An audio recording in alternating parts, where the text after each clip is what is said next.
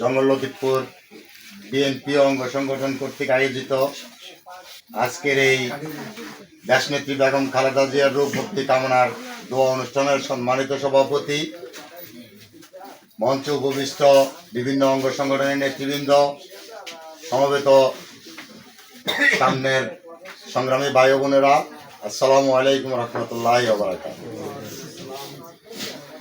আজ এমন একটি করুণ সময়ে আমরা পদার্পণ করেছি যা আমাদের এমন একটা বিদরক অবস্থা, ভাষায় ব্যক্ত করার মতো কোনো পরিস্থিতি আমাদের নাই।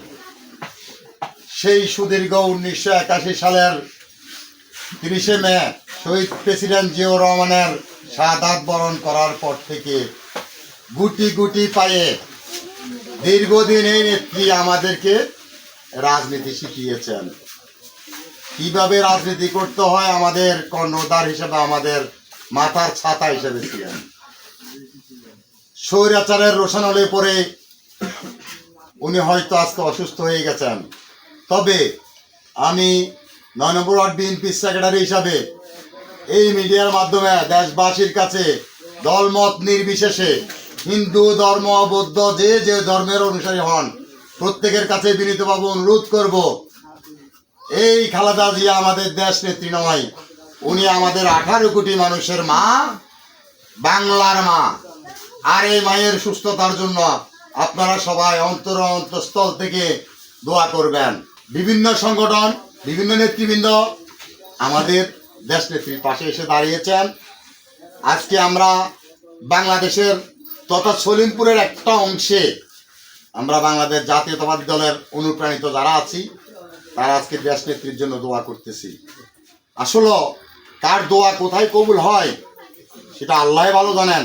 তবে গতকালকে থেকে আমাদের নেত্রী যে পরিস্থিতি ছিল, অলরেডি লন্ডন থেকে ওনার জন্য এয়ার অ্যাম্বুলেন্সও পাঠিয়ে দেওয়া হয়েছিল, কিন্তু উনি মুমূর্ষ অবস্থায় থাকিও বলছেন যে আমি মৃত্যুবরণ করলে বাংলার মাটিতে করব।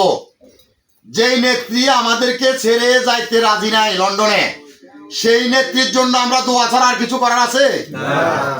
সুতরাং আজকে আল্লাহ দিলে দুপুরে দেখলাম যে আমাদের নেত্রী একটু 3 দিন পরে একটু কথা বলতে পারতেন। শুকরিয়া, আলহামদুলিল্লাহ, আল্লাহর কাছে আমরা প্রত্যেকেই স্ব অবস্থানে যার যার ধর্মে যা আছে ওই ধর্ম অনুসারে, যার যার কর্ম অনুসারে যে যেখানে পারি আমাদের দেশ নেত্রী দ্রুত সুস্থতা ফিরে এসে আমাদের অতীতের মাথার ছায়া যেভাবে ছিলেন, আগামী নির্বাচনও আমাদের মাথার ছায়া হিসেবে থাকার জন্য আমাদের মাঝে ফিরে আসবেন, সকলের কাছে এই দোয়া প্রার্থনা করতেছি।